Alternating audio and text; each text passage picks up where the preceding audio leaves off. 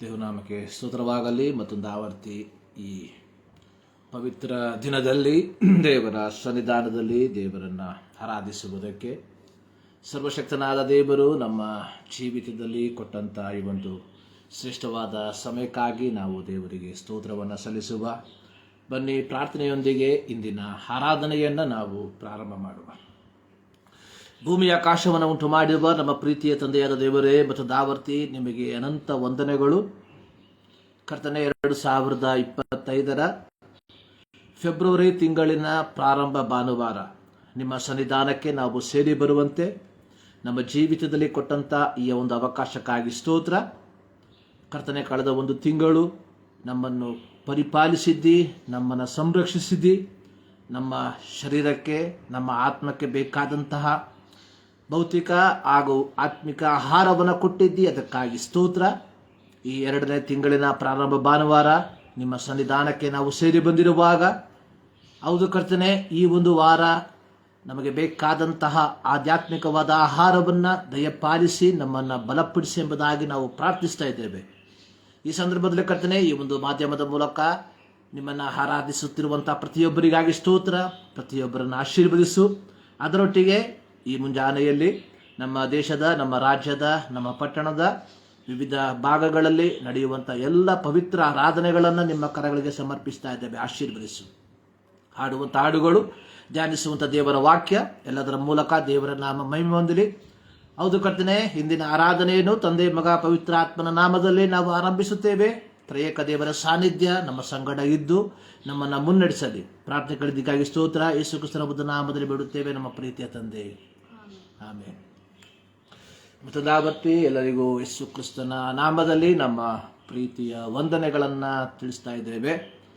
ಬನ್ನಿ, ಈ ಮುಂಜಾನೆಯಲ್ಲಿ ಮತ್ತೊಂದಾವರ್ತಿ ನಮ್ಮ ಸೃಷ್ಟಿಕರ್ತನಾದ ದೇವರನ್ನು ಹಾಡಿ ಹರಸುವಂಥವರಾಗಿರುವ, ದೇವರು ಮಾಡಿದ ಉಪಕಾರಗಳನ್ನು ಮನನ ಮಾಡಿಕೊಂಡು ದಾವೀದನು ಹಾಡುವ ರೀತಿಯಲ್ಲಿ ನಾನು ಯೆಹೋವನನ್ನು ಎಡಬಿಡದೆ ಕೊಂಡಾಡ್ತೇನೆ ಎಂಬುದಾಗಿ ಈ ಮುಂಜಾನೆಯಲ್ಲಿ ಆತನ ನಾಮವನ್ನು ಹಾಡಿ ಹರಸುವಂಥವರಾಗಿರುವ ಅತ್ಯಂತ ಒಂದು ಹಳೆಯ ಒಂದು ಗೀತೆ, ದೇವರನ್ನು ಸ್ತುತಿಸಿರಿ ಸದಾಕಾಲ, ದೇವರನ್ನು ಸ್ತುತಿಸಿರಿ, ಹಲ್ಲೆಲೂಯ, ದೇವರನ್ನು ಸ್ತುತಿಸಿರಿ ಸದಾಕಾಲ, ಯೇಸುವನ್ನು ಸ್ತುತಿಸಿರಿ. ಈ ಹಾಡಿನ ಕೆಲವು ಚರಣಗಳನ್ನು ಹಾಡಿ ದೇವರ ನಾಮವನ್ನು ನಾವು ಮಹಿಮೆಪಡಿಸುವುದರಾಗಿರುವ. ದೇವರನ್ನು ಸ್ತುತಿಸಿರಿ ಸದಾಕಾಲ, ದೇವರನ್ನು ಸ್ತುತಿಸಿರಿ, ಹಲ್ಲೆಲೂಯ, ದೇವರನ್ನು ಸ್ತುತಿಸಿರಿ ಸದಾಕಾಲ, ಯೇಸುವನ್ನು ಆತನ ಶಕ್ತಿ ಪ್ರದರ್ಶಕ ಆಕಾಶ ನೋಡಿ ಸ್ತುತಿಸಿರಿ, ಹಲ್ಲೆಲೂಯ, ನೋಡಿ ಸ್ತುತಿಸಿರಿ ಸದಾಕಾಲ, ಯೇಸುವನ್ನು ಸ್ತುತಿಸಿರಿ. ಆತನ ಮಹತ್ ಕಾರ್ಯಗಳಿಗಾಗಿ ಆತನನ್ನು ಸ್ತುತಿಸಿರಿ, ಹಲ್ಲೆಲೂಯ, ಆತನನ್ನು ಸ್ತುತಿಸಿರಿ ಸದಾಕಾಲ, ದೇವರನ್ನು ಸ್ತುತಿಸಿರಿ. ಆತನ ಮಹಾಪ್ರಭಾವಕ್ಕೆ ಸರಿಯಾಗಿ ಆತನನ್ನು ಸ್ತುತಿಸಿರಿ, ಹಲ್ಲೆಲೂಯ, ಆತನನ್ನು ಸ್ತುತಿಸಿರಿ ಸದಾಕಾಲ, ಯೇಸುವನ್ನು ಸ್ತುತಿಸಿರಿ. ಕೊಂಬುದು ಆತನನ್ನು ಸ್ತುತಿಸಿರಿ, ಸ್ವರ ಮಂಡಲ ಕಿನ್ನರಿ, ಅಲ್ಲೇಲೂಯ ಸ್ವರ ಮಂಡಲ ಕಿನ್ನರಿಗಳಿಂದ ಯೇಸುವನ್ನು ಸ್ತುತಿಸಿರಿ. ದಾಮಡಿ ಬಡಿಯುತ್ತ ಕುಣಿಯುತ್ತ ಸ್ತುತಿಸಿರಿ. ತಾಂತಿವಾದ್ಯ ಕೊಳಲು ಅಲ್ಲೇಲೂಯ ತಾಂತಿವಾದ್ಯ ಕೊಳಲುಗಳಿಂದ ಯೇಸುವನ್ನು ಸ್ತುತಿಸಿರಿ. ತಾಳದಿಂದಲೂ ಆತನನ್ನು ಸ್ತುತಿಸಿರಿ. ಜಲ್ಲರಿಯಿಂದ ಸ್ತುತಿಸಿರಿ. ಅಲ್ಲೇಲೂಯ ಜಲ್ಲರಿಯಿಂದ ಸ್ತುತಿಸಿರಿ. ಸದಾ ಕಾಲ ಯೇಸುವನ್ನು ಶ್ವಾಸವಿರುವಾದೆಲ್ಲ ಯೆಹೋವನ ಸ್ತುತಿಸಲಿ. ಯೆಹೋವನಿಗೆ ಸ್ತೋತ್ರ. ಹಲ್ಲೆಲೂಯ ಯೆಹೋವನಿಗೆ ಸ್ತೋತ್ರ. ಸದಾ ಕಾಲ ಯೇಸುವನ್ನು ಸ್ತುತಿಸಿರಿ. ಅಲ್ಲೇಲೂಯ ದೇವರನ್ನು ಸ್ತುತಿಸಿರಿ. ಸದಾ ಕಾಲ ಯೇಸುವನ್ನು ಸ್ತುತಿಸಿರಿ. ಅಲ್ಲೇಲೂಯ ದೇವರನ್ನು ಸ್ತುತಿಸಿರಿ. ಸದಾ ಕಾಲ ಯೇಸುವನ್ನು ಸ್ತುತಿಸಿರಿ. ಹಲ್ಲೆಲೂಯ ಯೇಸುವನ್ನು ಸ್ತುತಿಸಿರಿ. ಸದಾಕಾಲ ದೇವರನ್ನು ಸ್ತುತಿಸಿರಿ. Praise the lord. ದೇವರಿಗೆ ಸ್ತೋತ್ರ. ಈ ಮುಂಜಾನೆಯಲ್ಲಿ ಮತ್ತೊಂದು ಆವರ್ತಿ ದೇವರನ್ನ ಸ್ತುತಿಸುವುದಕ್ಕೆ, ದೇವರನ್ನ ಆರಾಧಿಸುವುದಕ್ಕೆ ದೇವರು ನಮ್ಮ ಜೀವಿತದಲ್ಲಿ ಈ ಒಂದು ದಿನವನ್ನ, ಸಂದರ್ಭವನ್ನ ಕೊಟ್ಟಿದ್ದಕ್ಕಾಗಿ ದೇವರಿಗೆ ಸ್ತೋತ್ರವನ್ನ ಸಲ್ಲಿಸುವಂತವರಾಗಿರಬೇಕು. 81ನೇ ಕೀರ್ತನೆಯಲ್ಲಿ ಇಸ್ರಾಯೇಲ್ಯರು ದೇವರನ್ನ ಆರಾಧಿಸುವುದಕ್ಕಾಗಿ, ಉತ್ಸವ ಮಾಡುವುದಕ್ಕಾಗಿ ಸೇರಿ ಬರುವಂತಹ ಸಂದರ್ಭದಲ್ಲಿ ಆಡುತ್ತಿದ್ದಂತಹ ಒಂದು ಕೀರ್ತನೆ. ಅಲ್ಲಿ ಕೀರ್ತನೆಗಾರನು ಬರೆದಿರುವಂಥದ್ದು, ನಮಗೆ ಬಲಪ್ರದನಾಗಿರುವ ದೇವರಿಗೆ ಉತ್ಸಾಹ ಧ್ವನಿ ಮಾಡಿರಿ, ಯಾಕೋಬರ ದೇವರಿಗೆ ಜಯಘೋಷ ಮಾಡಿರಿ, ರಾಗವನ್ನು ಎತ್ತಿರಿ, ದಮ್ಮಡಿಯನ್ನು ಬಡಿಯಿರಿ, ಇಂಪಾದ ಕಿನ್ನರಿಯನ್ನು ಸ್ವರಮಂಡಲವನ್ನು ಬಾರಿಸಿರಿ. ಅಮಾವಾಸ್ಯೆಯಲ್ಲಿಯೂ ನಮ್ಮ ಉತ್ಸವ ದಿನವಾಗಿರುವ ಪೂರ್ಣಿಮೆಯಲ್ಲಿಯೂ ಕೊಂಬನ್ನು ಊದಿರಿ. ಇದು ಇಸ್ರಾಯೇಲ್ಯರಲ್ಲಿ ಒಂದು ಕಟ್ಟಳೆ. ಇದು ಯಾಕೋಬ್ಯರ ದೇವರು ವಿಧಿಸಿತು. ಆರಾಧನೆ, it is a command from God. ದೇವರು ಹಳೆಯ ಒಡಂಬಡಿಕೆಯಲ್ಲಿ ಇಸ್ರಾಯೇಲ್ಯರಿಗೆ, ಹೊಸ ಒಡಂಬಡಿಕೆಯಲ್ಲಿ ದೇವಜನರಾದ ನಮಗೆ ದೇವರು ಕೊಟ್ಟಿರುವಂತಹ ಒಂದು ಆಜ್ಞೆ. ಏನು ಆರಾಧನೆ?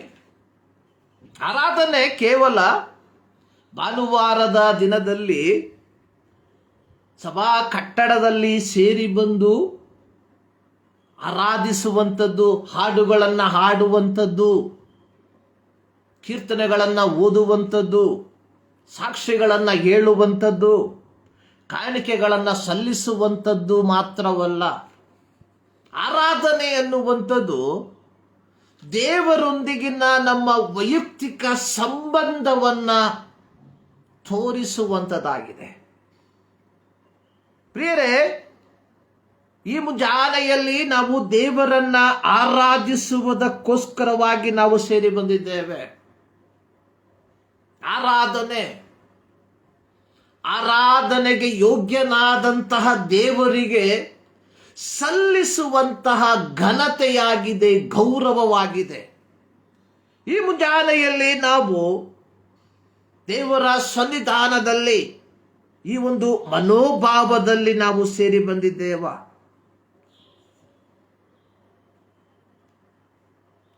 Worship is an act of expressing admiration ಎಂಬುದಾಗಿ ನಾವು ನೋಡುತ್ತೇವೆ. ಆರಾಧನೆ ಎನ್ನುವಂಥದ್ದು, ಕೊಂಡಾಡುವಂಥದ್ದು, ಹೊಗಳುವಂಥದ್ದು ಅನ್ನುವಂಥದ್ದು ದೇವರಿಗೆ ಸಲ್ಲಿಸುವ ಘನತೆಯನ್ನ ಅಥವಾ ದೇವರಿಗೆ ಸಲ್ಲಿಸುವಂತಹ ಒಂದು ಕ್ರಿಯೆಯಾಗಿದೆ ಎಂಬುದಾಗಿ ನಾವು ತಿಳಿದುಕೊಳ್ಳುವಂಥವರಾಗಿದ್ದೇವೆ.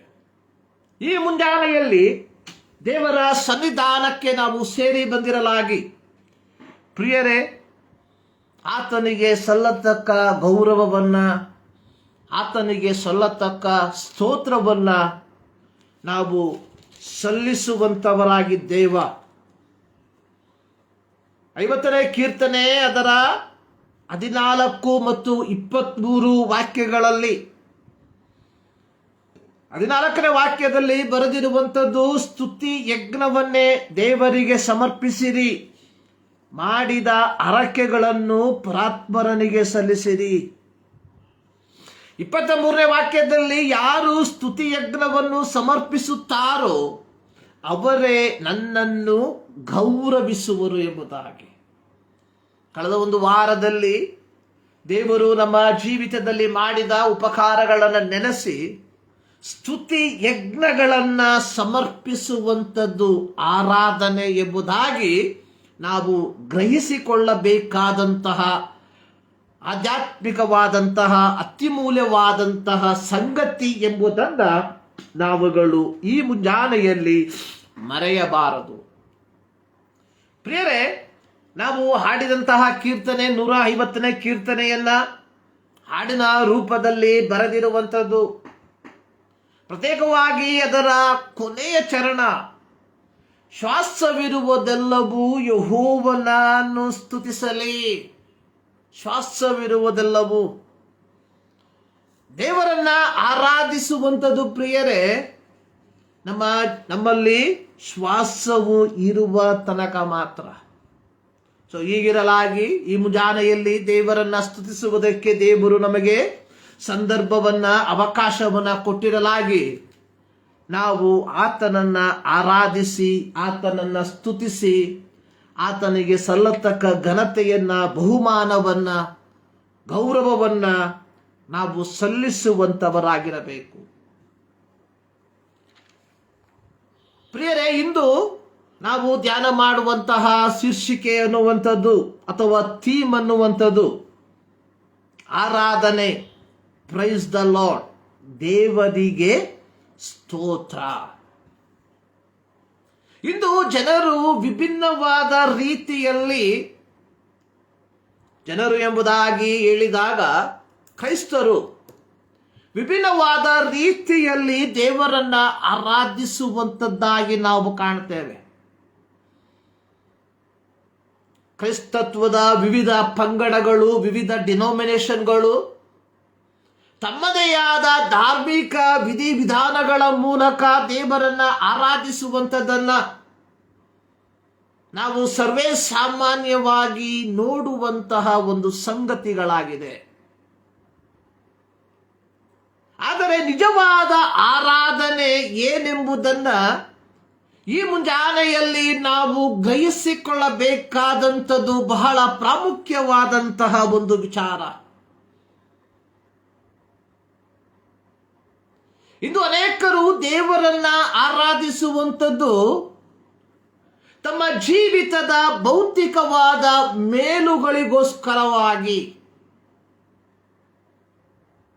ಅನೇಕರು ದೇವರನ್ನ ಆರಾಧಿಸುವಂಥದ್ದು ತಮ್ಮ ಶಾರೀರಿಕ ಸೌಖ್ಯಗಳಿಗಾಗಿ, ಅಥವಾ ಅನೇಕರು ಆರಾಧನೆಗಳಿಗೆ, ಸಭೆಗಳಿಗೆ ಹೋಗುವಂಥದ್ದು ತಮ್ಮ ಶಾರೀರಿಕವಾದ ಸೌಖ್ಯಗಳಿಗೆ ಆಗಿರುವಾಗ, ಇನ್ನು ಕೆಲವು ವಿಧದಲ್ಲಿ ಇರುವಂತಹ ವ್ಯಕ್ತಿಗಳು ಭೌತಿಕವಾದ ಮೇಲುಗಳನ್ನು ಹೊಂದುವ ಆ ಒಂದು ಮನಸ್ಥಿತಿಯಿಂದ ದೇವಾಲಯಗಳಿಗೆ ಹೋಗುವಂಥದ್ದನ್ನು ನಾವು ಕಾಣ್ತೇವೆ. ಇನ್ನು ಕೆಲವು ಗುಂಪುಗಳು ಸಾಮಾಜಿಕವಾದ ಕಳಕಳಿ ಅಥವಾ ಸೋಷಿಯಲ್ ಸ್ಟ್ಯಾಟಸ್, ಸೊ ಇದರ ಫಲವಾಗಿ ಆಲಯಗಳಿಗೆ ಹೋಗುವಂತಹ ಜನರನ್ನ ಸಹ ನಾವು ಕಾಣ್ತೇವೆ. ಆದರೆ ನಿಜವಾದ ಆರಾಧನೆ ಏನೆಂಬುದನ್ನು ನಾವು ಗ್ರಹಿಸಿಕೊಳ್ಳಬೇಕಾದಂಥದ್ದು ಬಹಳ ಪ್ರಾಮುಖ್ಯವಾದಂತಹ ಒಂದು ಸಂಗತಿ.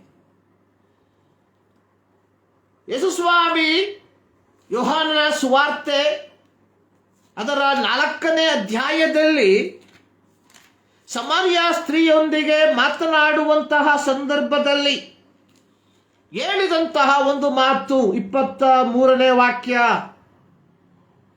ಸತ್ಯಭಾವದಿಂದ ದೇವಾರಾಧನೆ ಮಾಡುವವರು ಆತ್ಮೀಯ ರೀತಿಯಲ್ಲಿ ಸತ್ಯಕ್ಕೆ ತಕ್ಕ ಹಾಗೆ ತಂದೆಯನ್ನು ಆರಾಧಿಸಬೇಕು, ದೇವರನ್ನ ಆರಾಧಿಸಬೇಕು.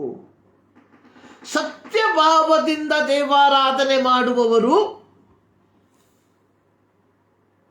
ಆತ್ಮೀಯ ರೀತಿಯಲ್ಲಿ. ಈ ಒಂದು ಆತ್ಮೀಯ ಎಂಬ ಪದವನ್ನ ಕ್ರೈಸ್ತರಾದ ನಾವುಗಳು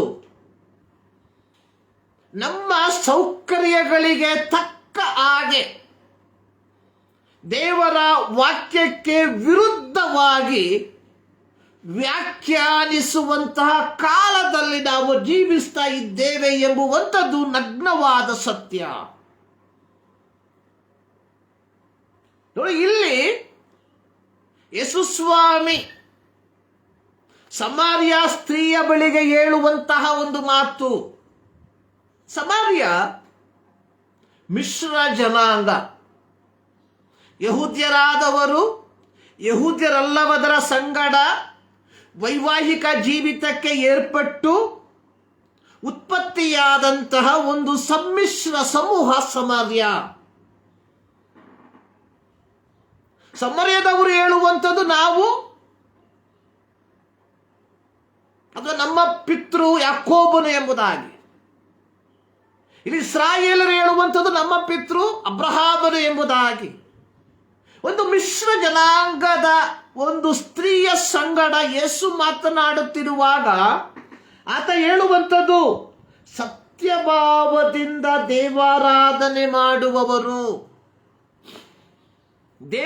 ದೇವರನ್ನ ಆರಾಧಿಸುವುದಕ್ಕೆ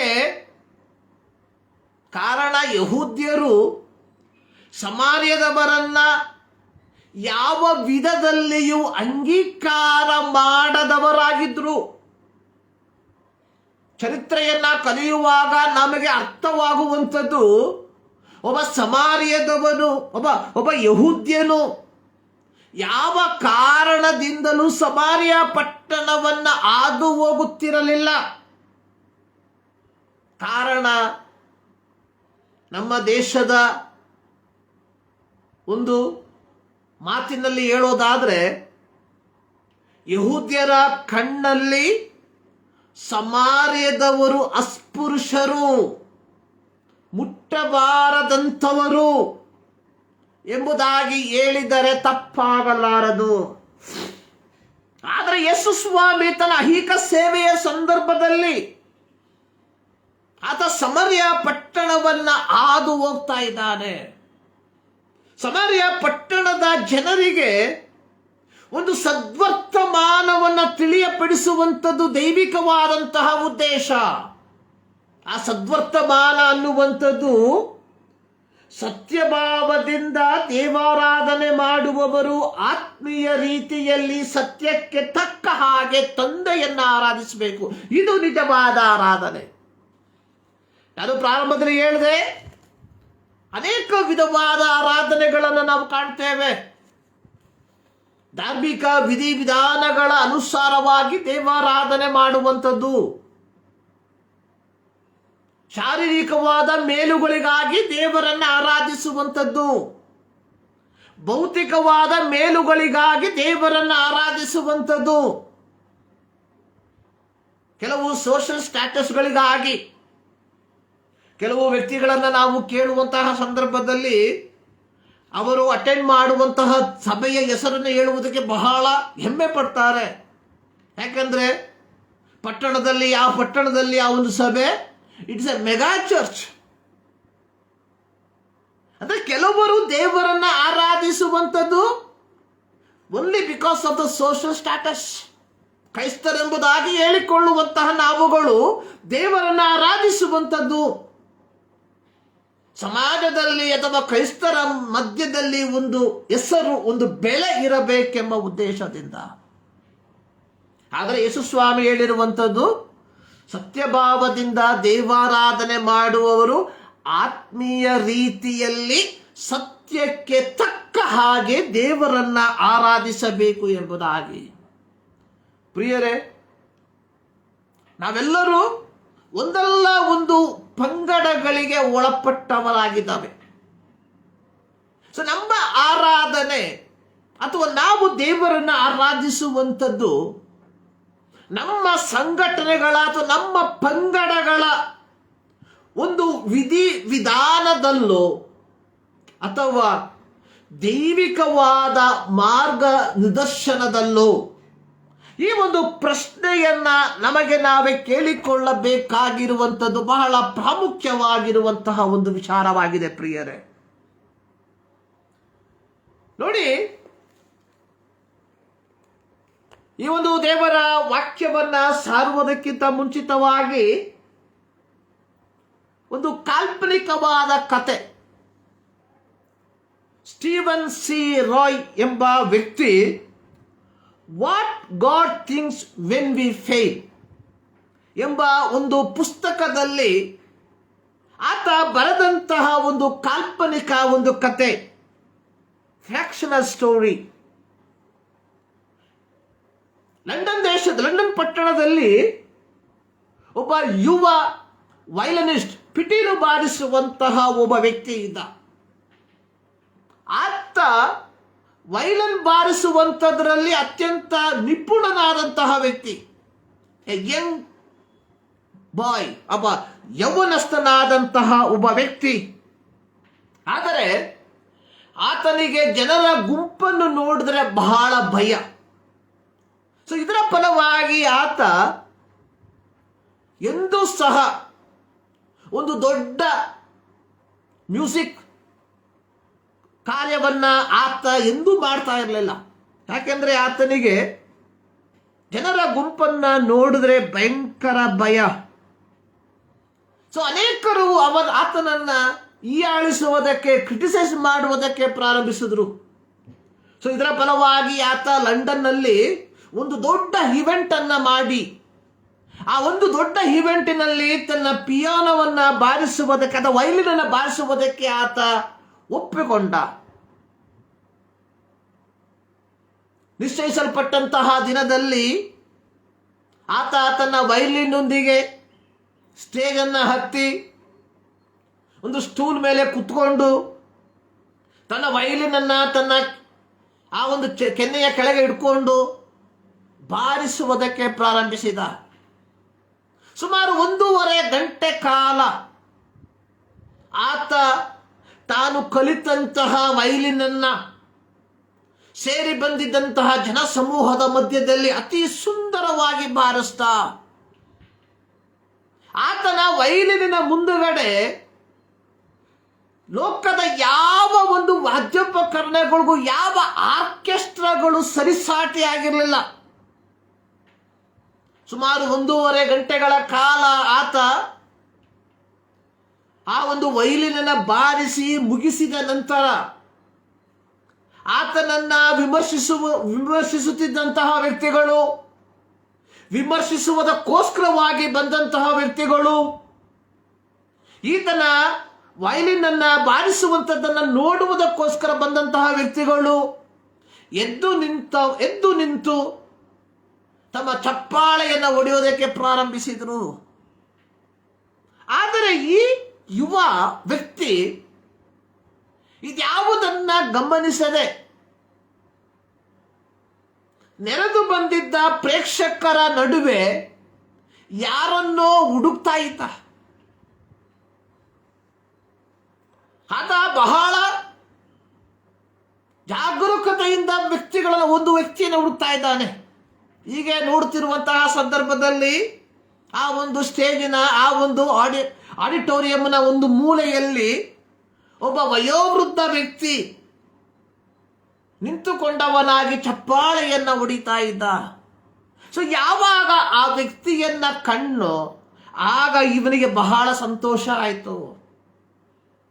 ಸೊ ನಂತರವಾಗಿ ಆತನು ಎಲ್ಲರ ಅಭಿನಂದನೆಯನ್ನು ಸ್ವೀಕಾರ ಮಾಡ್ದ. ಎಲ್ಲ ಮುಗಿದ ಮೇಲೆ ಕೆಲವು ವ್ಯಕ್ತಿಗಳು ಬಂದು ಕೇಳಿದ್ರು, ಯಾಕೆ ಸೊ ನೀವು ವಯಲಿನನ್ನು ಇಷ್ಟು ಚೆನ್ನಾಗಿ ನುಡಿಸಿ ಮುಕ್ತಾಯವಾದಾಗ ಇಡೀ ಆಡಿಯನ್ಸ್, ಪ್ರೇಕ್ಷಕರು ಸಂತೋಷದಿಂದ ಚಪ್ಪಾಳೆ ತಟ್ಟುತ್ತಿರಲಾಗಿ ನೀವು ಇದ್ಯಾವುದನ್ನು ಗಮನಿಸದೆ ಅವರ ಸಂತೋಷಕ್ಕೆ ಪ್ರತಿಕ್ರಿಯೆ ನೀಡದೆ ಯಾರನ್ನೋ ಹುಡುಕಿ ನಂತರವಾಗಿ ಜನರಿಗೆ ಪ್ರತಿಕ್ರಿಯೆಯನ್ನು ನೀಡಿದ್ರಿ, ಇದರ ಉದ್ದೇಶ ಏನು ಅಂತ ಹೇಳಿದಂತಹ ಒಂದು ಮಾತು. ಸೊ ನಿಮಗೆ ಗೊತ್ತಿರುವಂತೆ ನಾನು ಬಹಳ ಭಯಪಡುವಂತಹ ವ್ಯಕ್ತಿ. ಆದರೆ ಇವತ್ತು ಈ ಒಂದು ಕಾರ್ಯಕ್ರಮಕ್ಕೆ ನನಗೆ ವಯಲಿನ್ ಕಳಿಸಿದಂತಹ ಗುರು ಬರ್ತಿದ್ದಾರೆ ಎಂಬ ವಿಚಾರ ನನಗೆ ಗೊತ್ತಾಯಿತು. ನಾನು 1.5 ತಾಸು ವಯಲಿನ್ ಅನ್ನು ನುಡಿಸಿದ್ದೇನೆ. ಆದರೆ ನಾನು ನೋಡುವಂಥದ್ದು ನನ್ನ ಗುರುವನ್ನ.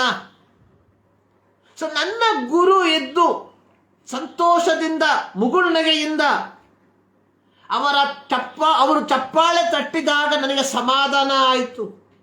ಯಾಕೆಂದ್ರೆ ನನಗೆ ಬೇಕಾದಂಥದ್ದು ಅವರ ಅಂಗೀಕಾರ. ಪ್ರಿಯರ, ನಾವು ದೇವರನ್ನ ಆರಾಧಿಸ್ತಾ ಇದ್ದೇವೆ. ನಮ್ಮ ಸಭೆಗಳಲ್ಲಿ, ನಮ್ಮ ಕೂಟಗಳಲ್ಲಿ, ಈ ಮಾಧ್ಯಮಗಳ ಮೂಲಕವಾಗಿ ನಾವು ದೇವರನ್ನು ಆರಾಧಿಸ್ತಾ ಇದ್ದೇವೆ. ನಾವು ನಮ್ಮ ಸಭೆಗಳಲ್ಲಿ ಜನರಿಂದ ಮೆಚ್ಚುಗೆಯ ಮಾತುಗಳನ್ನು ಪಡೆದುಕೊಳ್ತಾ ಇದ್ದೇವೆ. ಅನೇಕರು ನಮ್ಮ ಆರಾಧನೆಯನ್ನು ಮೆಚ್ಚುವಂಥವರು, ನಮ್ಮ ಪ್ರಸಂಗಗಳನ್ನು ಮೆಚ್ಚುವಂಥವರು ಆಗಿದ್ದಾರೆ. ಆದರೆ ಒಂದು ಪ್ರಶ್ನೆ, ನಮ್ಮ ಆರಾಧನೆಯನ್ನ, ನಮ್ಮ ಪ್ರಸಂಗವನ್ನ ದೇವರು ಮೆಚ್ಚುತ್ತಿದ್ದಾನ? ಪ್ರಿಯರೇ, ಈ ವ್ಯಕ್ತಿ ಹೇಳಿರುವಂಥದ್ದು, ಸೊ ಯಾರೆಲ್ಲ ಏನು ಹೇಳಿದ್ರೇನು ನನ್ನ ಗುರು ಸೊ ನಾನು ಬಾರಿಸಿದ್ದನ್ನ ಅಂಗೀಕಾರ ಮಾಡಿದ್ರೆ ಸೊ ಇದಕ್ಕಿಂತಲೂ ಮಿಗಿಲಾದದ್ದು ಬೇರೆ ಯಾವುದೂ ಇಲ್ಲ. ಸೊ ನೀವೆಲ್ಲರೂ ಅಂಗೀಕಾರ ಮಾಡಿ ನನ್ನ ಗುರುವಿನ ಮುಖದಲ್ಲಿ ಒಂದು ಮುಗುಳ್ನಗೆ ಇಲ್ಲದೆ ಹೋದ್ರೆ ನಾನು ಬಾರಿಸಿರುವಂಥದ್ದು ವ್ಯರ್ಥವಾಗಿ ಹೋಗ್ತದೆ. ಪ್ರಿಯರೇ, ಈ ಮುಂಜಾನೆಯಲ್ಲಿ ನಮಗೆ ನಾವೇ ಕೇಳಿಕೊಳ್ಳಬೇಕಾದಂತಹ ಒಂದು ಪ್ರಶ್ನೆ, ನಮ್ಮ ಆರಾಧನೆಯನ್ನ ದೇವರು ಮೆಚ್ಚುತ್ತಿದ್ದಾನ? See, people may accept my performance. So ನನ್ನ ತೋರ್ಪಡುವಿಕೆಯನ್ನ ಜನರು ಅಂಗೀಕಾರ ಮಾಡಬಹುದು, ಆದರೆ ಇಟ್ ಡಸಂಟ್ ಮ್ಯಾಟರ್. ಅದು ಯಾವ ಕಾರಣಕ್ಕೂ ಕೆಲಸಕ್ಕೆ ಬರೋದಿಲ್ಲ. ದೇವರು ನಮ್ಮ ಆರಾಧನೆಯನ್ನ ಮೆಚ್ಚುವಂತದ್ದಾಗಿರಬೇಕು. ಸೊ ದೇವರು ನಮ್ಮ ಆರಾಧನೆಯನ್ನು ಮೆಚ್ಚಬೇಕಾದ್ರೆ ನಾವೇನ್ ಮಾಡಬೇಕು? ಯೇಸು ಸ್ವಾಮಿ ಸಮಾರ್ಯ ಸ್ತ್ರೀ ಬಳಿಗೆ ಹೇಳ್ತಾ ಇದ್ದಾನೆ, ಆತ್ಮೀಯ ರೀತಿಯಲ್ಲಿ ಸತ್ಯಕ್ಕೆ ತಕ್ಕ ಹಾಗೆ ದೇವರನ್ನು ಆರಾಧನೆ ಮಾಡಬೇಕು. ಆತ್ಮೀಯ ರೀತಿ ಅಂದ್ರೆ ಇದಲ್ಲ. ಕೆಲವು ಪಂಗಡದವರು ನಾವು ನೆನೆಸಿರುವಂಥದ್ದು ಆತ್ಮೀಯ ರೀತಿ ಅಂದ್ರೆ ಚಪ್ಪಾಳೆ ಹೊಡೆಯುವಂಥದ್ದು, ಆಡಿದ ಹಾಡನ್ನು ಮತ್ತೆ ಮತ್ತೆ ಮತ್ತೆ ಆಡುವಂಥದ್ದು, ಇದ ಆತ್ಮೀಯ ರೀತಿ. ನೋಡಿ, ಅಪೊಸ್ತಲನಾದ ಪೌಲ ರೋಮಾಪತ್ರಿಕೆ 12ನೇ ಅಧ್ಯಾಯದಲ್ಲಿ ಬರೆದಿರುವಂಥದ್ದು, ಅದರ ಪ್ರಾರಂಭ ವಾಕ್ಯ, ಆದದರಿಂದ ಸಹೋದರರೇ, ದೇವರ ಕನಿಕರವನ್ನ ನಿಮ್ಮ ನೆನಪಿಗೆ ತಂದುಕೊಂಡು ನಿಮ್ಮನ್ನು ಬೇಡಿಕೊಳ್ಳುವುದೇನೆಂದರೆ, ಹಂಬಲ್ ರಿಕ್ವೆಸ್ಟ್, ಬಹಳ ತಾಳ್ಮೆಯ ಒಂದು ರಿಕ್ವೆಸ್ಟ್ ಯಾರ ಹತ್ರ? ರೋಮಾಪುರದಲ್ಲಿರುವಂತಹ ವಿಶ್ವಾಸಿಗಳಿಗೆ. ಆತ ಅದುವರೆಗೂ ಆ ಪಟ್ಟಣವನ್ನ ಭೇಟಿ ಮಾಡಲಿಲ್ಲ. ಆದಾಗ್ಯೂ ರೋಮಾಪುರದಲ್ಲಿರುವಂತಹ ಕ್ರೈಸ್ತ ವಿಶ್ವಾಸಿಗಳಿಗೆ ಒಂದು ರಿಕ್ವೆಸ್ಟ್ ಮಾಡ್ತಾ ಇದ್ದಾನೆ. ನೀವು ನಿಮ್ಮ ನಿಮ್ಮ ದೇಹಗಳನ್ನ ದೇವರಿಗೆ ಮೀಸಲಾಗಿಯೂ ಮೆಚ್ಚುಗೆಯಾಗಿಯೂ ಇರುವ ಸಜೀವ ಯಜ್ಞವಾಗಿ ಅರ್ಪಿಸಿರಿ. ಇದೇ ನಿಮ್ಮ ವಿವೇಕಪೂರ್ವಕವಾದ ಆರಾಧನೆ. Offer your body as a living sacrifice. ಆರಾಧನೆಯಲ್ಲಿ, ಹಳೆ ಒಡಂಬಡಿಕೆಯ ಆರಾಧನೆಯಲ್ಲಿ ಯಜ್ಞಗಳು ಅರ್ಪಿತವಾಗುತ್ತಿದ್ದವು. ಸರ್ವಶಕ್ತನಾದ ದೇವರು ಮೋಶೆಯ ಮೂಲಕವಾಗಿ ಇಸ್ರಾಯೇಲರಿಗೆ ಕೊಟ್ಟಂತಹ ಆಜ್ಞೆ, ನೀವು ಸಮರ್ಪಿಸುವಂತಹ ಯಜ್ಞ ಪಶು ಪರಿಪೂರ್ಣವಾಗಿರಬೇಕು, ಪೂರ್ಣಾಂಗವಾಗಿರಬೇಕು, ಗಂಡಾಗಿರಬೇಕು, ಯಾವ ದೋಷವಿಲ್ಲದೆ ಇರುವಂಥದ್ದಾಗಿರಬೇಕು, ಯಾವ ಅಂಗವೈಕಲ್ಯವಿಲ್ಲದೆ ಇರುವಂಥದ್ದಾಗಿರಬೇಕು, ಪುಷ್ಟಿಯುಳ್ಳದಂತಾಗಿರಬೇಕು. ಆಗ ಮಾತ್ರ ಹಳೆಯ ಒಡಂಬಡಿಕೆಯಲ್ಲಿ ಒಬ್ಬ ವ್ಯಕ್ತಿ ಸಮರ್ಪಿಸುವಂತಹ ಯಜ್ಞ ದೇವರು ಅಂಗೀಕಾರ ಮಾಡುತ್ತಿದ್ದದ್ದು. ಅಂತಹ ಪಶುಗಳನ್ನು ತಂದರೆ ಮಾತ್ರ ಯಾಜಕನು ಅದನ್ನು ದೇವರಿಗೆ ಯಜ್ಞವಾಗಿ ಸಮರ್ಪಿಸುತ್ತಿದ್ದದ್ದು. ಪ್ರಿಯರೇ, ಆದರೆ ಇಲ್ಲಿ ಪೌಲ ಹೇಳ್ತಾ ಇದ್ದಾನೆ, ಆಫರ್ ಯುವರ್ ಬಾಡಿ, ನೀವು ನಿಮ್ಮ ನಿಮ್ಮ ದೇಹಗಳನ್ನ ದೇವರಿಗೆ ಮೀಸಲಾಗಿಯೂ ಮೆಚ್ಚುಗೆಯಾಗಿಯೂ ಇರುವ ಸಜೀವ ಯಜ್ಞವಾಗಿ ಸಮರ್ಪಿಸಿರಿ. Living sacrifice. ಭಾರತದ ಅಪೊಸ್ತಲನೆಂಬುದಾಗಿ ಕರೆಯಲ್ಪಟ್ಟಂತಹ ಸಾಧು ಸುಂದರ್ ಸಿಂಗ್ ಅವರು ಹೇಳಿರುವಂತ ಮಾತು,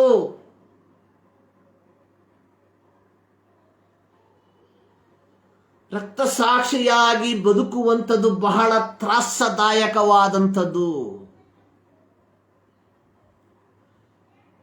ಅಂದ್ರೆ ರಕ್ತಸಾಕ್ಷಿಯಾಗಿ ಬದುಕುವಂಥದ್ದು ಬಹಳ ಕಷ್ಟಕರವಾದಂಥದ್ದು ಎಂಬುದಾಗಿ. It is easy to die as a ಮಾರ್ಚರ್.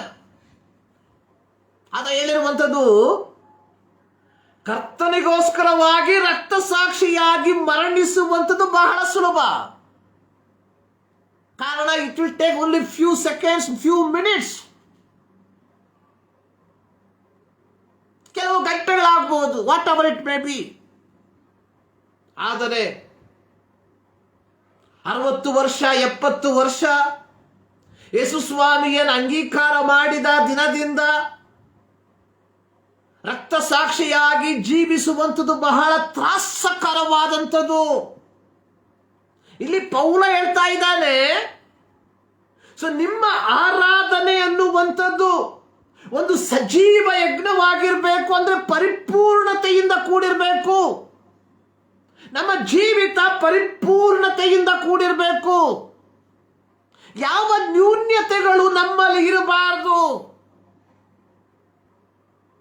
ನಮ್ಮ ನೋಟದಲ್ಲಿ, ನಮ್ಮ ಚಿಂತೆಯಲ್ಲಿ, ನಮ್ಮ ಆಲೋಚನೆಯಲ್ಲಿ, ನಮ್ಮ ಒಡನಾಟದಲ್ಲಿ ಯಾವ ವಿಧವಾದ ನ್ಯೂನ್ಯತೆಗಳು ಇರಬಾರದು. ನೋಡಿ, ಇಹಲೋಕದ ನಡವಳಿಕೆಯನ್ನು ಅನುಸರಿಸದೆ ನೂತನ ಮನಸ್ಸನ್ನ ಹೊಂದಿಕೊಂಡು ಪರಲೋಕ ಭಾವದವರಾಗಿರ್ರಿ. ನೋಡಿ, ಒಬ್ಬ ಕ್ರೈಸ್ತನ ನಡವಳಿಕೆ ಈ ಲೋಕದಲ್ಲಿ ಪರಲೋಕದ ಭಾವದ ರೀತಿಯಲ್ಲಿ. ಅಪೊಸ್ತಲನಾದ ಪೌಲನು ಕೊರಿಂಥ ಪತ್ರಿಕೆಯಲ್ಲಿ ಬರೆದಿರುವ ರೀತಿಯಲ್ಲಿ, so you are the ambassador, ನೀವು ಕ್ರಿಸ್ತನ ರಾಯಭಾರಿಗಳಾಗಿದ್ದೀರಿ. ಪ್ರಿಯರೇ, ನಮ್ಮ ಆರಾಧನೆ ದೇವರು ಮೆಚ್ಚಬೇಕಾದರೆ ನಮ್ಮ ಸಭೆಗಳು ಕಲಿಸಿಕೊಟ್ಟ ರೀತಿಯಲ್ಲಿ ಅಲ್ಲ. ಒಂದು ಪ್ರಾರ್ಥನೆ, 2 ಹಾಡು, 3 ನಂತರ 2 ಪ್ರಾರ್ಥನೆ, 1 ಕೀರ್ತನೆ, 1 ಸಾಕ್ಷಿ ಭಾಗ, 1 ಪ್ರಸಂಗ, 1 ಕಾಣಿಕೆ ಅಲ್ಲ, ಆಶೀರ್ವಾದವಲ್ಲ ಆರಾಧನೆ. ಮೇಲೆ ಸಭೆಗಳಿಗೆ ಹೋದ್ರೆ ವಿಭಿನ್ನ, 1 ಪ್ರಾರ್ಥನೆ, 1 ಸಂಗೀತ,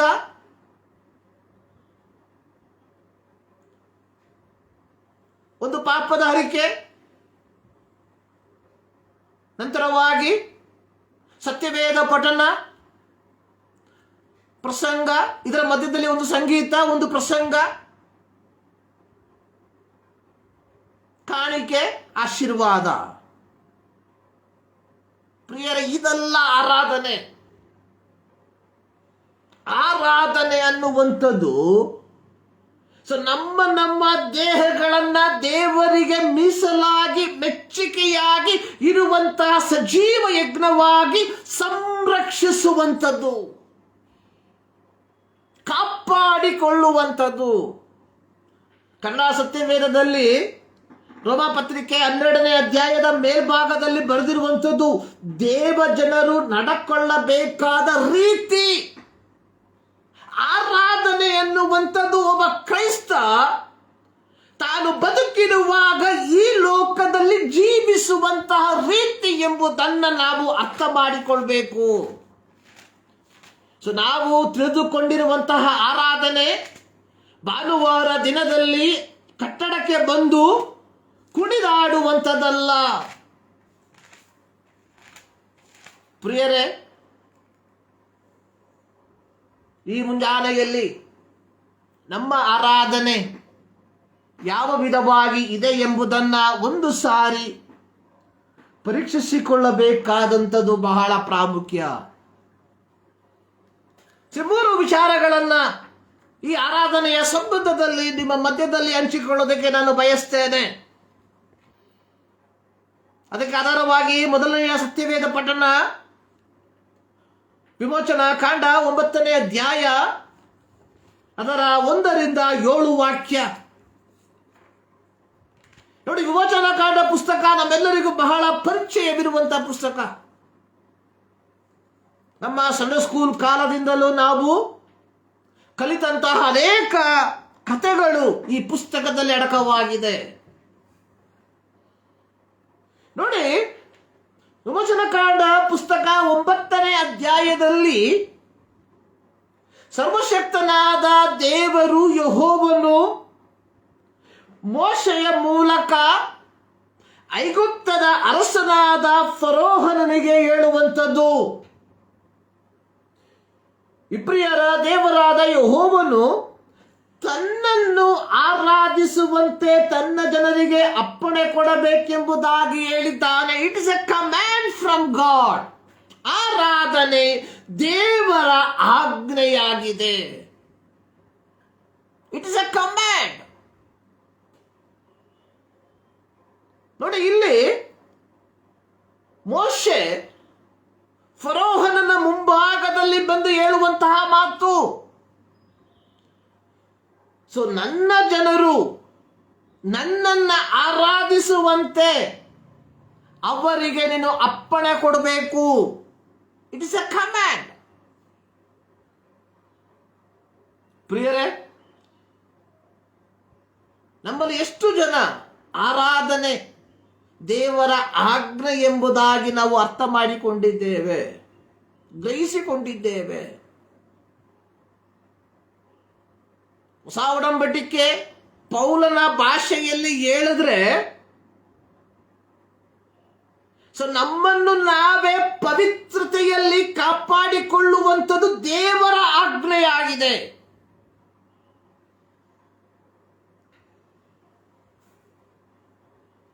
ಪ್ರಿಯರೇ, ಆರಾಧನೆ ಕೇವಲ 2 ತಾಸು ನಾವು 4 ಗೋಡೆಗಳ ಮಧ್ಯದಲ್ಲಿ ಕುಳಿತಿರುವಂತಹ ಸಂದರ್ಭದಲ್ಲಿ ಉದ್ಭವವಾಗುವಂತಹ ಒಂದು ಸೂಪರ್ ನ್ಯಾಚುರಲ್ ಆಕ್ಟಿವಿಟಿ ಅಲ್ಲ.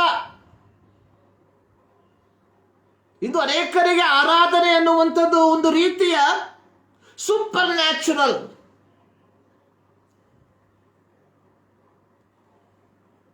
ಅನೇಕ ಸಭೆಗಳು ಪ್ರತ್ಯೇಕವಾಗಿ ಪ್ರತ್ಯೇಕವಾಗಿ ನಮ್ಮ ಪೆಂಟೆಕೋಸ್ಟ್ ಸಭೆಗಳಲ್ಲಿ ಪ್ರಾರಂಭದಲ್ಲಿ ಆಡುವಂತಹ ಒಂದು ಹಾಡು, welcome Holy Spirit, we are in your presence.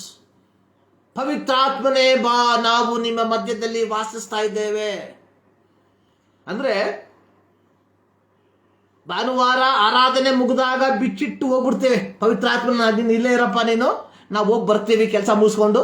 ಭಾನುವಾರ ಬಂದಾಗ ಮತ್ತೆ ವೆಲ್ಕಮ್ ಹೋಲಿ ಸ್ಪಿರಿಟ್. ಇದೆಲ್ಲ ಆರಾಧನೆ. ಆರಾಧನೆ ಅನ್ನುವಂಥದ್ದು ವಾದ್ಯೋಪಕರಣಗಳ ಕೋಲಾಹಲವಲ್ಲ. ಆರಾಧನೆ ಎನ್ನುವಂಥದ್ದು ಪವಿತ್ರವಾದ ಜೀವಿತವನ್ನ ಜೀವಿಸುವಂಥದ್ದು. ನೋಡಿ, ಇಲ್ಲಿ ಪರೋಹ ಅದಕ್ಕೆ ವಿಸಮ್ಮತಿಸುವಂಥದ್ದನ್ನ ನೋಡ್ತಾ ಇದ್ದೇವೆ. ಇಂದು ಆರಾಧನೆಯನ್ನ ಆತ್ಮೀಯ ರೀತಿಯಲ್ಲಿ ಆರಾಧಿಸಬೇಕಾದ ಆರಾಧನೆಯನ್ನ ಲೌಕಿಕವಾದ ಶಕ್ತಿಗಳು ತಡೆಯುವಂತಹದಲ್ಲಿ ನಾವು ಕಾಣ್ತಾ ಇದ್ದೇವೆ. ಅಂತಹ ಒಂದು ಕಾಲದಲ್ಲಿ ನಾವು ಜೀವಿಸ್ತಾ ಇದ್ದೇವೆ. ವಿಮೋಚನಾಕಾಂಡ ಪುಸ್ತಕವನ್ನ ಕಲಿಯುವಾಗ ಗೊತ್ತಾಗ್ತದೆ. ಅವನು ಹೇಳ್ತಾನೆ, ನಿಮ್ಮಲ್ಲಿ ಗಂಡಸರು ಮಾತ್ರ ಹೋಗಿ ಅನೇಕ ಸಬೂಬುಗಳನ್ನು ಹೇಳ್ತಾ ಇದ್ದಾನೆ. ಆದರೆ ಮೋಶೆ ಹೇಳ್ತಾನು, we have to go everything, we have to take everything, ಎಲ್ಲವನ್ನು ತಗೊಂಡು ಹೋಗ್ಬೇಕು. ಪುರುಷರು, ಸ್ತ್ರೀಯರು, ಮಕ್ಕಳು, ಪಶುಗಳು, ನಮ್ಮಲ್ಲಿರುವಂತಹ ಎಲ್ಲವನ್ನ ತೆಗೆದು ಸಬ್ಸೆಟ್ ಅಪಾರ್ಟ್. ಕಾರಣ, ನಮ್ಮ ದೇವರನ್ನ ಈ ಸ್ಥಳದಲ್ಲಿ ಆರಾಧಿಸುವುದಕ್ಕೆ ಸಾಧ್ಯವಿಲ್ಲ. We have to go forward. ನಾವು ಮರುಭೂಮಿಗೆ ಹೋಗಬೇಕು. We need a set apart. ಆರಾಧನೆಯಲ್ಲಿ ಅಡಕವಾಗಿರಬೇಕಾಗಿರುವಂತಹ ಮೊದಲ ಕಾರ್ಯ ಬೇರ್ಪಡುವಿಕೆ, ಸೆಟ್ ಅಪಾರ್ಟ್. ಪ್ರಿಯರೇ, ಕ್ರೈಸ್ತರಾದ ನಾವುಗಳು ಭಾನುವಾರದಂದು ಆಲಯಗಳಿಗೆ ಬರುವಂತಹ ನಾವುಗಳು ಬೇರ್ಪಟ್ಟವರಾಗಿದ್ದೇವ. Are we a set apart people? ಆದುದರಿಂದಲೇ ಪೌಲ ಹೇಳಿದು, ಇಹಲೋಕದ ನಡವಳಿಕೆಯನ್ನ ಅನುಸರಿಸದೆ ನೂತನ ಸ್ವಭಾವವನ್ನ, ನೂತನ ಮನಸ್ಸನ್ನು ಹೊಂದಿಕೊಂಡು ಪರಲೋಕ ಭಾವದವರಾಗಿರ್ರಿ. ಇಹಲೋಕದ ನಡವಳಿಕೆ. ಯಾಕಂದ್ರೆ ನೋಡಿ, ಪರೋಹ ಹೇಳ್ತಾ ಇದ್ದಾನೆ, ಯು ಕ್ಯಾನ್ ವರ್ಷಿಪ್ ಹಿಯರ್, ಇಲ್ಲೇ ನೀವು ಆರಾಧನೆ ಮಾಡ್ಬೋದಲ್ಲ. ಅವ್ರು ನೋ, ಹಾಗಲ್ರಿ. ಎಲ್ಲಿ ಬೇಕಾದ್ರೂ ಆರಾಧನೆ ಮಾಡಕ್ ಆಗಲ್ಲ. ಎಲ್ಲಿ ಬೇಕಾದ್ರೂ ಕುಡ್ದಾಡ್ಬೋದು ನಾವು, ಎಲ್ಲಿ ಬೇಕಾದ್ರೂ ಭಜನೆ ಮಾಡ್ಬೋದು ನಾವು. ಆದ್ರೆ ಆರಾಧನೆಯನ್ನ ಮಾಡಬೇಕಾದ್ರೆ ವಿ ಮಸ್ಟ್ ಸೆಟ್ ಅಪಾರ್ಟ್. ನಾವು ನಮ್ಮನ್ನೇ ಬೇರ್ಪಡಿಸ್ಕೊಳ್ಬೇಕು. ಕೇವಲ ಭಾನುವಾರ ಮಾತ್ರವಲ್ಲ, ಕೇವಲ ಉಪವಾಸದ ದಿನಗಳಲ್ಲಿ ಮಾತ್ರವಲ್ಲ, ಯೇಸು ಕ್ರಿಸ್ತನನ್ನು ಅಂಗೀಕಾರ ಮಾಡಿದ ದಿನದಿಂದ ನಮ್ಮ ಜೀವಿತದ ಕೊನೆಯ ಉಸಿರು ಇರುವ ತನಕ ವಿ ಶುಡ್ ಸೆಟ್ ಅಪಾರ್ಟ್. ನಾವು ನಮ್ಮನ್ನು ಬೇರ್ಪಡಿಸಿಕೊಂಡು ಜೀವಿಸುವಂತವರಾಗಿರಬೇಕು. ಆರಾಧನೆ, ಇಟ್ ಇಸ್ ಎ ಕಮಾಂಡ್. ಇದು ಒಂದು ಆಜ್ಞೆಯಾಗಿದೆ.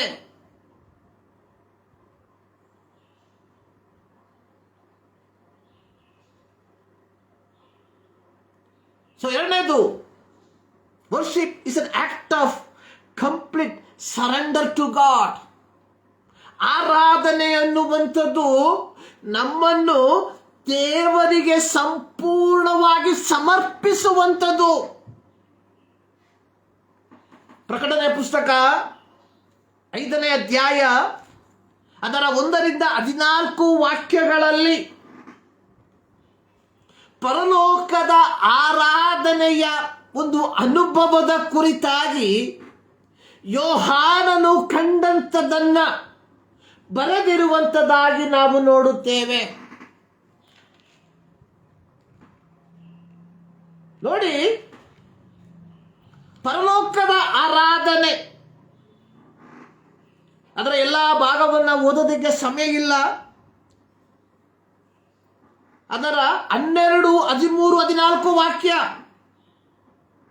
ಪರಲೋಕದಲ್ಲಿ ಯೋಹಾನನು ಕಂಡಂತಹ ಆರಾಧನೆ. ಅಲ್ಲಿ ಏನ್ ಹೇಳ್ತಾ ಇದೆ? ಅವರು ಮಹಾಶಬ್ದದಿಂದ, ಯಾರು? 11ನೇ ವಾಕ್ಯ, ಇದಲ್ಲದೆ ಸಿಂಹಾಸನದ ಜೀವಿಗಳು, ಹಿರಿಯರು, ಇವರ ಸುತ್ತಲೂ ಬಹುಮಂದಿ ದೇವದೂತರನ್ನು ಕಂಡೆನು. ಅವರ ಸಂಖ್ಯೆಯು ಕೋಟ್ಯಾನುಕೋಟಿಯಾಗಿಯೂ ಲಕ್ಷೋಪಲಕ್ಷವಾಗಿಯೂ ಇತ್ತು. ಅವರ ಸ್ವರವು ನನಗೆ ಕೇಳಿಸಿತ್ತು. ಅವರು ಮಹಾಶಬ್ದದಿಂದ, ವಧಿತನಾದ ಕುರಿಯಾದಾತನು ಬಲ, ಐಶ್ವರ್ಯ, ಜ್ಞಾನ, ಸಾಮರ್ಥ್ಯ, ಮಾನ, ಪ್ರಭಾವ, ಸ್ತೋತ್ರವನ್ನು ಹೊಂದುವುದಕ್ಕೆ ಯೋಗ್ಯನು ಎಂದು ಹೇಳಿದರು. ನೋಡಿ, ಆರಾಧನೆಯಲ್ಲಿ ಅಡಕವಾಗಿರುವಂಥದ್ದು, ನಮ್ಮ ಆರಾಧನೆಯಲ್ಲಿ ಅಡಕವಾಗಿರುವಂಥದ್ದು ಏನು? ಸೌಖ್ಯ, ಮೇಲು, ದುಡ್ಡು, ಮನೆ, ಮದುವೆ, ಮಕ್ಕಳು. ನಾವು ದೇವರನ್ನ ಆರಾಧಿಸುವಂಥದ್ದು ಈ ಕಾರ್ಯಗಳಿಗೋಸ್ಕರವಾಗಿ. 1, ಸೌಖ್ಯಕ್ಕೋಸ್ಕರವಾಗಿ. 2, ಐಶ್ವರ್ಯಕ್ಕೋಸ್ಕರವಾಗಿ. 3, ಲೌಕಿಕ ಮೇಲುಗಳಿಗೋಸ್ಕರವಾಗಿ. ಆದರೆ ಇಲ್ಲಿ ದೂತರು, ಹಿರಿಯರು, ಜೀವಿಗಳು, ಕೋಟ್ಯಾನುಕೋಟಿ ದೂತರು ದೇವರನ್ನು ಆರಾಧಿಸುವಂಥದ್ದು. ನೀನು ಬಲ, ಐಶ್ವರ್ಯ, ಜ್ಞಾನ, ಸಾಮರ್ಥ್ಯ, ಮಾನ, ಪ್ರಭಾವ, ಸ್ತೋತ್ರವನ್ನು ಹೊಂದುವುದಕ್ಕೆ ಯೋಗ್ಯನು. ಕಾರಣ ಹೇಳಿ? 2000 ವರ್ಷಗಳ ಹಿಂದೆ ಮಾನವ ಕುಲದ ಪಾಪಗಳ ಪರಿಹಾರಕ್ಕೋಸ್ಕರವಾಗಿ ಮನುಷ್ಯನಾಗಿ ಲೋಕಕ್ಕೆ ಇಳಿದು ಬಂದು ತನ್ನನ್ನು ತಾನೇ ಯಜ್ಞಾರ್ಪಿತನಾಗಿ ಅರ್ಪಿಸಿ ಆತನ ರಕ್ತದ ಮೂಲಕವಾಗಿ ನಮಗೆ ಪಾಪ ಕ್ಷಮಾಪಣೆಯನ್ನು ಕೊಟ್ಟಿರುವುದರ ಫಲವಾಗಿ ಇವತ್ತು ನಾವು ದೇವರನ್ನು ಆರಾಧಿಸ್ತಾ ಇದ್ದೇವೆ. ಈಗಿರುವಾಗ ನಮ್ಮ ಆರಾಧನೆ ಯಾವುದಾಗಿರಬೇಕು ಯೋಚನೆ ಮಾಡಿ ನೋಡಿ. ಅದು ಮಾತ್ರವಲ್ಲ, ಇದಲ್ಲದೆ ಆಕಾಶದಲ್ಲಿಯೂ, ಭೂಮಿಯ ಮೇಲೂ, ಭೂಮಿಯ ಕೆಳಗೂ, ಸಮುದ್ರದ ಮೇಲೂ ಇರುವ ಎಲ್ಲ ಸೃಷ್ಟಿಗಳು, ಅಂದರೆ ಭೂಮಿ, ಆಕಾಶ, ಸಮುದ್ರದೊಳಗೆ ಇರುವುದೆಲ್ಲವೂ ಸಿಂಹಾಸನಾಸೀನನಿಗೂ ಯಜ್ಞದ ಕುರಿಯಾದಾತನಿಗೂ ಸ್ತೋತ್ರ, ಮಾನ, ಪ್ರಭಾವ, ಆಧಿಪತ್ಯಗಳು ಯುಗ ಯುಗಾಂತರಗಳು ಇರಲಿ ಎಂಬುದಾಗಿ ಹೇಳ್ತಾ ಇದ್ದಾರೆ. ಅದು ಮಾತ್ರವಲ್ಲ, 14ನೇ ವಾಕ್ಯ, ಆಗ 4 ಜೀವಿಗಳು ಆಮೇಲೆಂದವು, ಹಿರಿಯರು ಅಡ್ಡ ಬಿದ್ದು ನಮಸ್ಕಾರ ಮಾಡಿದ್ದರು. Surrendering to God. ಆರಾಧನೆ ಇಟ್ ಸರೆಂಡರಿಂಗ್ ಟು ಗಾಡ್. ದೇವರಿಗೆ ನಮ್ಮನ್ನೇ ಸಮರ್ಪಿಸುವಂಥದ್ದು. ಪ್ರಿಯರೇ, ನಮ್ಮ ಆರಾಧನೆಯಲ್ಲಿ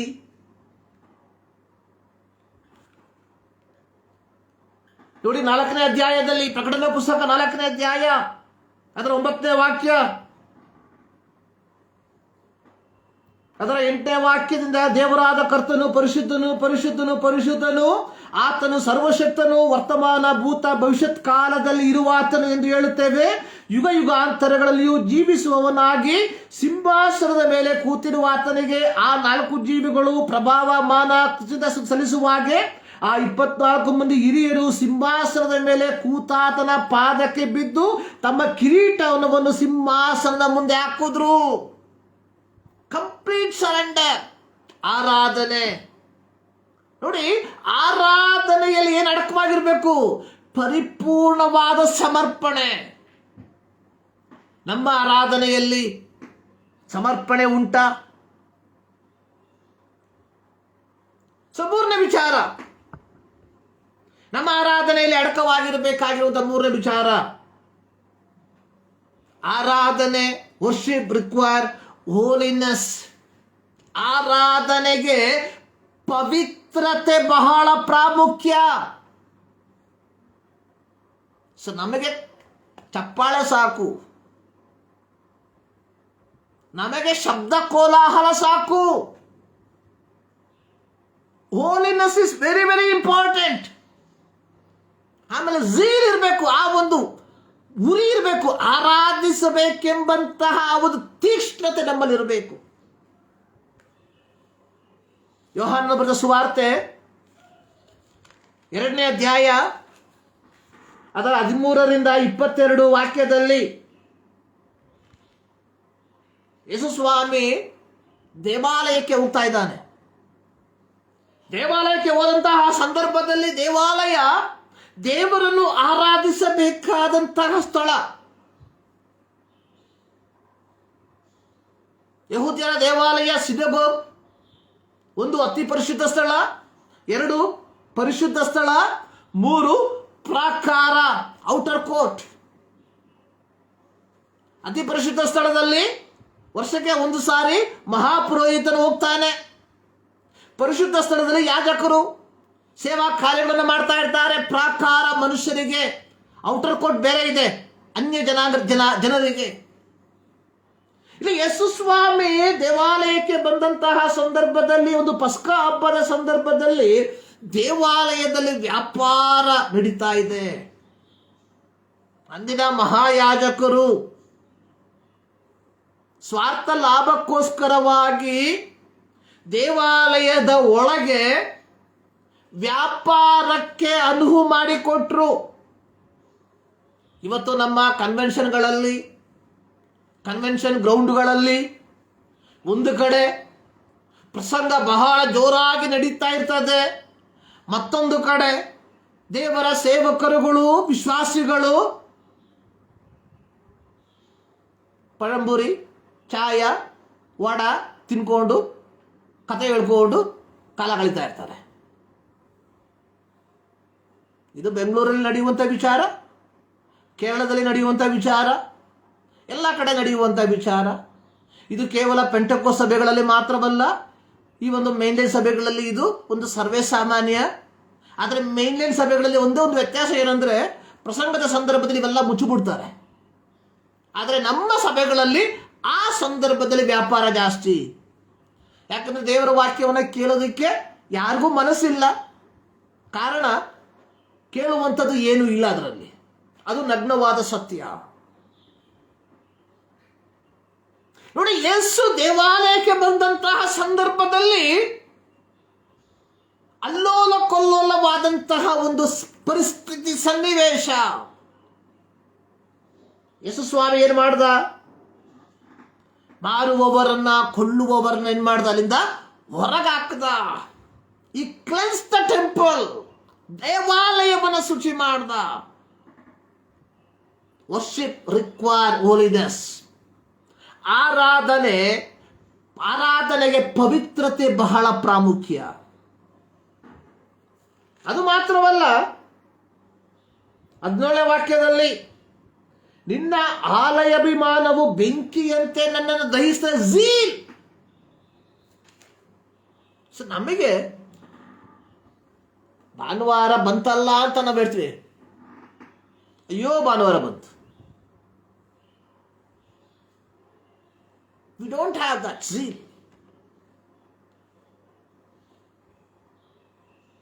ಕೆಲವು ಸಭೆಗಳಲ್ಲಿ 12 ಗಂಟೆ ಆಗದೆ ಕಾಯ್ತಾ ಇರ್ತಾರೆ.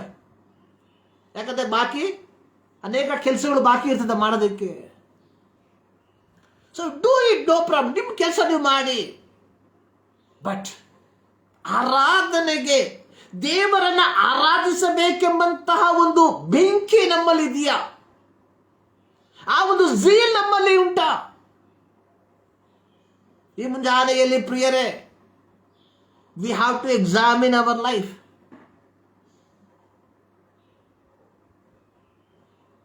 ಸೊ ನಮ್ಮ ಜವಾಬ್ದಾರಿಯನ್ನ, ಭಾನುವಾರ ಬಂತು, ಏನೋ ಕೆಲವು ವಿಚಾರಗಳು, ಕೆಲವು ಪದ್ಧತಿಗಳು ಮಾಡಬೇಕು ಎಂಬುದಾಗಿ ಎಲ್ಲ ಪ್ರಿಯರೇ. ಆರಾಧನೆ ಅನ್ನುವಂಥದ್ದು ಪಾಪದಿಂದ ನಮ್ಮನ್ನು ಬಿಡುಗಡೆ ಮಾಡಿದ ದೇವರಿಗೆ ಕೃತಜ್ಞತೆಯನ್ನ ಸಲ್ಲಿಸುವಂಥದ್ದಾಗಿದೆ. ಅದು ನಮ್ಮಲ್ಲಿ ಇಲ್ಲದೆ ಹೋದಂಥದ್ದು ವಿಪರ್ಯಾಸದ ಸಂಗತಿ. 3 ವಿಚಾರ. ಆರಾಧನೆ, ಇಟ್ಸ್ ಎ ಕಮ್ಯಾಂಡ್, ದೇವರ ಆಜ್ಞೆ. ಆ ಆಜ್ಞೆಯನ್ನ ನಾವು ಪಾಲಿಸುವಂತವರಾಗಿರಬೇಕು. ಎಲ್ಲಿ ಬೇಕಾದರೂ, ಹೆಂಗ್ ಬೇಕಾದರೂ ಅಲ್ಲ. We have to set apart. ಆರಾಧನೆ it is a complete surrender.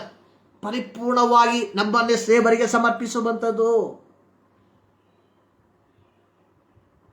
Worship require holiness. ಆರಾಧನೆಗೆ ಪವಿತ್ರತೆ ಬೇಕು. ಪರಿಶುದ್ಧತೆ ಇಲ್ಲದೆ ದೇವರನ್ನು ಮೆಚ್ಚಿಸುವುದು ಅಸಾಧ್ಯ. ಹೌದಲ್ಲ? ನೋಡಿ, ಪೌಲ ಹೇಳ್ತಾ ಇದ್ದಾರೆ, ಪೇತ್ರ ಹೇಳ್ತಾ ಇದ್ದಾನೆ, without holiness it is impossible to please God. ಹೀಗಿರುವುದಾದರೆ ಆ ಯಂಗ್ ಪಿಯೋನಿಸ್ಟ್ ವಯಲಿನಿಸ್ಟ್ ಹೇಳಿದ ಪ್ರಕಾರವಾಗಿ ಯಾರೆಲ್ಲ ನನ್ನನ್ನು ಹೊಗಳುವನು, ನನ್ನ ಗುರು ನಾನು ಬಾರಿಸಿರುವಂಥದ್ದನ್ನು ಅಂಗೀಕಾರ ಮಾಡದೆ ಹೋದ್ರೆ it's a vain to me. ಪ್ರಿಯರೇ, ನಮ್ಮ ಸ್ತೋತ್ರವನ್ನ, ನಮ್ಮ ಹಾಡನ್ನ, ನಮ್ಮ ಪ್ರಸಂಗವನ್ನ, ನಾವು ಹೇಳುವಂತಹ ಅನ್ಯ ಭಾಷೆಯನ್ನ ಯಾರೆಲ್ಲ ಅಂಗೀಕಾರ ಮಾಡಿದ್ರು, ದೇವರ ಅಂಗೀಕಾರ ಮಾಡದೆ ಹೋದ್ರೆ ವ್ಯರ್ಥ ವ್ಯರ್ಥ ವ್ಯರ್ಥ.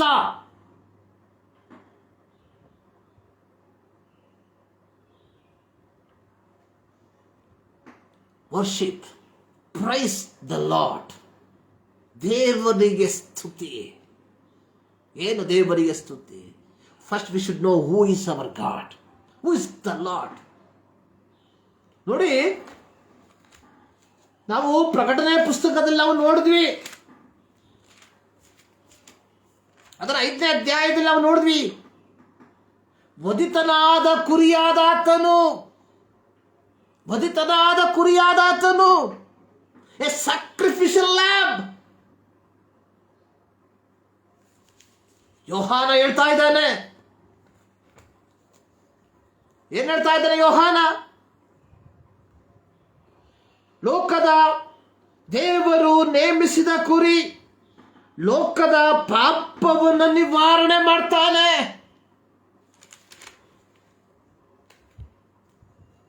ಪ್ರಿಯರೇ, ಇದರ ಫಲವಾಗಿ ತಾನೇ ಇಂದು ನಾವು ಈ ಆಲಯದಲ್ಲಿ ಸೇರಿ ಬಂದಿರುವಂಥದ್ದು. ಇಲ್ಲದೆ ಹೋಗಿದ್ರೆ ಇಂದು ನಮ್ಮ ಪರಿಸ್ಥಿತಿ ಏನಾಗುತ್ತಿತ್ತು, ಇಂದು ನಾವು ಎಲ್ಲಿರ್ತಿದ್ವಿ? ಇದನ್ನಾದರೂ ಗ್ರಹಿಸಿ ದೇವರನ್ನ ಆರಾಧನೆ ಮಾಡ್ರಿ. We should know who is the Lord. Once we know who is God, who is Lord, then praise will come automatically.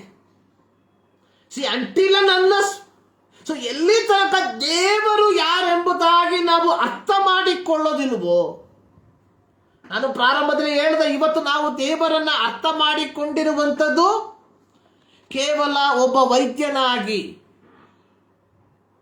ಕೇವಲ ನಮ್ಮ ಅವಶ್ಯಕತೆಗಳನ್ನು ಪೂರೈಸುವ ವ್ಯಕ್ತಿಯಾಗಿ, ನಾವು ದೇವರನ್ನು ನಮ್ಮ ಪಾಪಗಳ ಪರಿಹಾರ ಕರ್ತ ಎಂಬುದಾಗಿ ನಾವು ಮನಪೂರ್ವಕವಾಗಿ ಇದುವರೆಗೂ ಗ್ರಹಿಸಿಕೊಳ್ಳಲಿಲ್ಲ ಎಂಬುವಂಥದ್ದು ನಗ್ನವಾದ ಸತ್ಯ. ಈ ಮುಂಜಾನೆಯಲ್ಲಿ let us examine our life. ಆರಾಧನೆ ನಮ್ಮನ್ನು ನಮ್ಮ ಪಾಪಗಳಿಂದ ಬಿಡುಗಡೆ ಮಾಡಿದ ದೇವರಿಗೆ ಸಲ್ಲಿಸುವ ಕೃತಜ್ಞತೆ ಎಂಬುದಾಗಿ ನಾವು ಅರ್ಥ ಮಾಡಿಕೊಂಡು ಈ ಮುಂಜಾನೆಯಲ್ಲಿ ಆತನನ್ನು ನಾವು ಆರಾಧಿಸುವ. ಪ್ರಿಯರೇ, ದೇವರು ನಮ್ಮ ಜೀವಿತದಲ್ಲಿ ಈ ಒಂದು ದಿನವನ್ನ ಕೊಟ್ಟಿರಲಾಗಿ ಮುಂದಿನ ದಿನ, ಮುಂದಿನ ವಾರ ನಮ್ಮದಲ್ಲ. ಪ್ರಿಯರೇ, ಎಷ್ಟೋ ಜನ ಮುಂದಿನ ವಾರ ಆಲಯಕ್ಕೆ ಹೋಗ್ಬೇಕು, ಈ ಭಾನುವಾರ ಆಲಯಕ್ಕೆ ಹೋಗ್ಬೇಕು ಎಂಬುದಾಗಿ ಯೋಚಿಸಿದಂತಹ ಅನೇಕರು ಇವತ್ತು ಚರಿತ್ರೆಯ ಪುಟದಲ್ಲಿ ಸೇರ್ಕೊಂಡಿದ್ದಾರೆ. But God has given one more opportunity to us. ಈ ಮುಂಜಾನೆಯಲ್ಲಿ ದೇವರು ಮತ್ತೊಂದು ಸಂದರ್ಭವನ್ನು, ಅವಕಾಶವನ್ನು ನಮಗೆ ಕೊಟ್ಟಿದ್ದಾನೆ. ಸೊ ಹೀಗಿರಲಾಗಿ ಯೇಸು ಸ್ವಾಮಿ ಸಮಾರ್ಯ ಸ್ತ್ರೀಗೆ ಹೇಳಿದ ರೀತಿಯಲ್ಲಿ ದೇವಾರಾಧನೆ ಮಾಡುವವರು ಆತ್ಮೀಯ ರೀತಿಯಲ್ಲಿ ಸತ್ಯಕ್ಕೆ ತಕ್ಕ ಹಾಗೆ, in one word, with holiness, ಪವಿತ್ರತೆಯಲ್ಲಿ ದೇವರನ್ನ ಆರಾಧಿಸುವಂತಹ ಕಾಲದ ದೇಹದಲ್ಲಿ ನಾವು ಸೇರಿ ಬಂದಿರಲಾಗಿ ಪವಿತ್ರತೆಯಲ್ಲಿ ನಾವು ದೇವರನ್ನ ಆರಾಧಿಸುವಂತವರಾಗಿ ದೇವ ಎಂಬ ಪ್ರಶ್ನೆಯನ್ನ ನಮಗೆ ನಾವೇ ಕೇಳಿಕೊಳ್ಳುವ ಈ ಮುಂಜಾನೆಯಲ್ಲಿ ಸರ್ವಶಕ್ತನಾದ ದೇವರು ನಿಮ್ಮನ್ನ ಧಾರಾಳವಾಗಿ ಆಶೀರ್ವದಿಸಲಿ. ಪ್ರಾರ್ಥನೆ ಮಾಡುವ. ಸರ್ವಶಕ್ತನೇ ಮತ್ತು ದಾವರ್ತಿ ನಿಮ್ಮ ಸನ್ನಿಧಾನಕ್ಕೆ ನಮ್ಮನ್ನೇ ಸಮರ್ಪಿಸ್ತಾ ಇದ್ದೇವೆ. ನಿಮ್ಮ ವಾಕ್ಯಕ್ಕಾಗಿ ಸ್ತೋತ್ರ. ಹೌದು ಕರ್ತನೆ, ನಮ್ಮ ಜೀವಿತದಲ್ಲಿ ಕರ್ತನೆ ಯಥಾರ್ಥವಾಗಿ ನಿಮ್ಮನ್ನು ಆರಾಧಿಸುವಂತೆ ನಮ್ಮನ್ನು ಯೋಗ್ಯರನ್ನಾಗಿ ನೀನು ಮಾರ್ಪಡಿಸು. ಪ್ರಾರ್ಥನೆ ಕೇಳಿದಕ್ಕಾಗಿ ಸ್ತೋತ್ರ. ಯೇಸು ಕ್ರಿಸ್ತನ ನಾಮದಲ್ಲಿ ಬೇಡುತ್ತೇವೆ ನಮ್ಮ ಪ್ರೀತಿಯ ತಂದೆಯೇ. ನಮ್ಮ ಕರ್ತನಾದ ಯೇಸು ಕ್ರಿಸ್ತನ ಕೃಪೆ, ತಂದೆಯಾದ ದೇವರ ಪ್ರೀತಿ, ಪವಿತ್ರಾತ್ಮನ ಅನ್ಯೋನ್ಯತೆ ನಮ್ಮೆಲ್ಲರ ಸಂಗಡ ಇಂದಿನಿಂದ ಸದಾಕಾಲವಲ್ಲೇ ಆಗಿರಲಿ. ಆಮೇಲೆ ದೇವರು ನಿಮ್ಮೆಲ್ಲರನ್ನ ಧಾರಾಳವಾಗಿ ಆಶೀರ್ವದಿಸಲಿ.